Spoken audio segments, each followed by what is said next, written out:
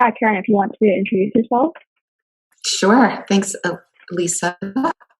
I am a white middle-aged woman who's lived mostly in the suburbs. I have two children who are amazing. I have a lot of opinions, mostly on politics, things like climate change and emotional wellness or family dynamics and spirituality. I'm excited about the book that I've just written called Beyond Karen, Unpacking and Understanding an Epic Epithet. Great. So how would you summarize the book in a sentence or two? It's a commentary on the Karen phenomenon that flooded social mainstream in the summer of 2020. It's part nonfiction activism and part memoir, with what I hope is people appreciate as creative perspectives on what to do, how to heal ourselves and personally and collectively. How did having a name that was associated with this meme kind of affect you? Mm-hmm. I didn't know it was a thing until I found out about it on social media by a friend of mine named Karen, who was like, "This is such a bad thing," and I was like, "Okay." I just like let that wash over me for a little bit, and then I started getting excited about it and thinking about it more. And when George Floyd was murdered, it was like kind of all coming into my consciousness at the same time. And I guess there was this one thing where I went and got free ice cream because my name was Karen, and that was all fun. But it's much more. It's a really important context or frame of reference of white culture. It holds a lot of generational unconscious bias, and I've been unpacking a lot of that, which is why I call it Unpacking and Understanding an Epic Epithet, because Karen has been associated with like a swear word. It's like on TikTok, little kids are calling each other Karens. It's really transcended generations, and it's very cultural. So the deep dive that I've done with it has been a lot less about my name as a Karen, but I kind of think it's a fun door opener for having conversations with strangers or people in general. Yeah. So, what I'm guessing that had part or was a part in motivating you to write the book. What overall kind of motivated you to, write this book? Yeah, it kind of just came together as this sense of activism. I was feeling really despondent and despairing about the political will to, do what's right and just by the American people. And, I wasn't out on the streets as I normally would have with the Black Lives Matter movement and a lot of other things that were happening during the summer. So I wrote. I just wanted to capture my thoughts, really, and to stop the insanity in the small little way that I could by getting my thoughts clear about my perspective of what was happening around racism and the deeper undertones of misogyny, patriarchy, and all of the things that seemed to be erupting last summer. Mm-hmm. And sort of like parsing that out, I know that your book covers a lot of pros and cons of the Karen labeling phenomenon. So in writing that, do you have any sort of conclusion on if it's good or bad, or, when it's good or bad? Mm-hmm. Yeah, I mean, it's like I was saying or trying to say, it's good in that it gives us this frame of reference. It's like it holds a lot, and it allows for people to just step into some common ground and be united around maybe just being united around what's wrong with shaming other people, or what's wrong with that kind of behavior that's entitled and privileged and so forth. It's a starting point in you know, in many ways. But anything that's going to shame, anything that's going to empower someone to shame other people is bad. And Karen, if you act like a Karen or someone perceives you to be acting like a Karen, that could be just more perpetuation of hurting other people, rather than an opportunity for compassion and kindness. And I'm hoping that the book is going to give people space to think about this behavior, this way of thinking, and either talk with other people, or at least reflect themselves on their own thoughts and behaviors and how they've been formed, you know, how they could change them and change their behaviors in their personal life, in their family life, and certainly in society with people that they may think they know but don't, or, you know, just, Yeah. So in the book, you kind of talk about being on a journey to kind of understanding and like gaining knowledge about social justice and how to go about different issues surrounding social justice. So what did that journey kind of look like? That's a good question. It's been a long journey in a lot of ways. I guess specific to social justice, it's kind of like a light switch that goes on in your mind when you start to learn things that just doesn't shut off, even if you would want it to shut off. You can't unknow something that's really big and important, like injustice. And then the more you learn about it, the more you see it. I really made an intention to get closer to the, you know, scary people that seem to be smarter and like they were raised by really engaged parents. They just seem to have a lot of confidence that I didn't grow up having.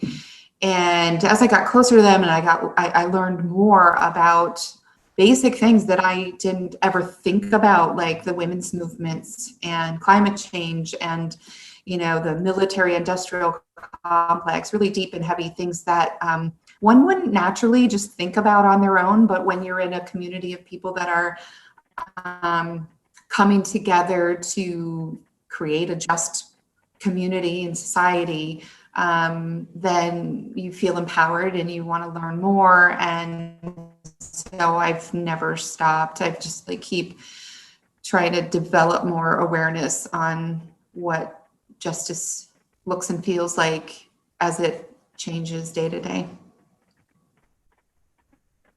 Yeah. And who do you think this book is for? Well, I guess originally Beyond Karen was for Karens, and I actually dedicated to Karens. I think I originally was dedicating it to Karens and all the people that hate them, and that I've, you know, completely shifted and kind of like processed enough of the sentiments that I've had around the Karen phenomenon to shift that. I don't know if it's actually going to touch and reach the people who most need it, but it's definitely for people who are activated around shaming online or not, people who understand shame and get as angry and activated as I do about not perpetuating it and trying to eradicate it as much as possible. Yeah, like you said, it's a really long journey to kind of understanding this stuff. Yeah, but I do hope that Karens will read it and be able to take as deep a dive as they're able to into the, you know, the formative white culture that they have, the patriarchal notions that guide their subconscious thoughts and behaviors. I do hope for that, of course. Mm-hmm. Yeah, so kind of related, what do you hope people will get out of reading it? I guess the inspiration to gather with people that they know and trust to talk about bigger, more complex issues, you know, to create safe circles of discussion around, you know, anything that's complex, anything that's up for them in their life, anything that's has consequences, and you know, like capitalism and well-being, ambition, justice, equality, resources, responsibilities, and money in general. Like there's so many emotions around these topics, and when we come together in small, safe communities or circles of discussion, then inevitably we walk away feeling a little lighter, and that's a good thing. Yeah. So you really emphasize sort of like having these safe areas. So, and you know, like the issues of shame and how to deal with shame. So what are your thoughts on cancel culture? Yeah, it's it feels harsh. It feels like permanent. It's almost like this absent parent is keeping you in, like keeping us in perpetual timeout. It like has this real harsh edge to it that I guess I haven't really fully processed, but it also is allowing behaviors to be discussed, and you know, examples of what's unacceptable, where we hit a level of intolerance as a society, as people. So it's a mechanism that has a pretty significant functionality, even if it is harsh and difficult. And I think that as we slow down and we stop worshiping speed and you know, like that have to know and do something immediately, which social media is kind of like the epitome of, like, ooh, once you do something, I suppose you can edit and delete your posts and things like that, but once you create like cancel somebody or get canceled, the damage is kind of done. So as we slow down and we think about the consequences of these kinds of behaviors, then we'll be able to cultivate more kindness and compassion towards each other and do less canceling. Yeah, it feels like you're saying something like, you know, having these sorts of call out methods is useful for identifying these things, but perhaps there should be a better route for redemption than sort of like you're canceled and that's done and that's it forever. Yeah, it's like labeling someone as bad when none of us are bad. I mean, everybody has inherent goodness, and it takes skill to see that in each other, and that's what I think needs to happen, is that skill building. So the mechanism is there to force it in a way, which everything has its positives and negatives, its pros and cons, and the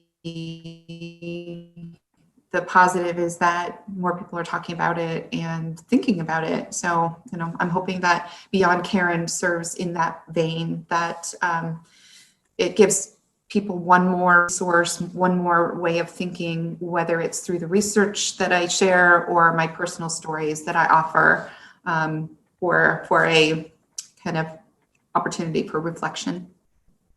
Mm-hmm. And with that risk of canceling in mind, were you nervous to speak about this? And like, how did you go about choosing what to say and what not to say given that risk? Well, fortunately, I didn't have that much of a filter. I didn't have that in the back of my head kind of guiding what I was writing about or not writing about. But when I would talk with my family about it and kind of like dissect a few pieces or thoughts about it, we didn't go into that much detail, certainly, but I started getting a little more nervous about what the potential ramifications could be. But at the moment, you know, the book's not published, but at the moment I'm feeling like I don't want to put a whole lot of energy into the fear around negative energy that could be directed at me or my family. I want to just keep cultivating positive energy for the book, for the people that are reading it, for the potential that the book has to offer, and just, you know, label it as fear and let it dissolve as that fear of potential canceling or whatnot arises. Mhm. Or worse, you know, there's so much worse out there. I don't know. Everybody's experience of being canceled and however they're canceled could be minor, could be massive, it could be completely devastating. But there are aspects of it like doxing and stalking and components that go along with it that are pretty scary and intense. And again, people are talking about that too. So our voices, it can be used as a really important force for change. Yeah, for sure. And yeah, I guess if someone has some like complaints that they have with anything that you've said, how do you like personally prefer to be approached about that? Given that I'm sure you're very receptive. Yeah, my first thing is to slow down, to breathe. I mean, they've become incredibly important tools and resources that I use because when we slow down, we get the body's, the blood pressure literally to come back down, then the wah, wah, wah, you know, the overwhelm that the brain experiences tends to calm down, and then we can have a level-headed conversation. So I don't prefer that happen in public. But it has recently with someone, and I was just like holding my heart and saying, let's sit down and talk about this. And the other person was being a Karen and pointing at me and yelling at me, and you know, like it was very, very difficult. But walking, breathing, slowing down, you know, that's really all we can do in any particular moment, and then give whatever space is necessary for the lesson to emerge. And if we keep looking for a lesson, then you know, we'll find one. Yeah. All right. I think that's all the questions I have. Thank you so much. Yeah, thank you. These were great questions. Appreciate it.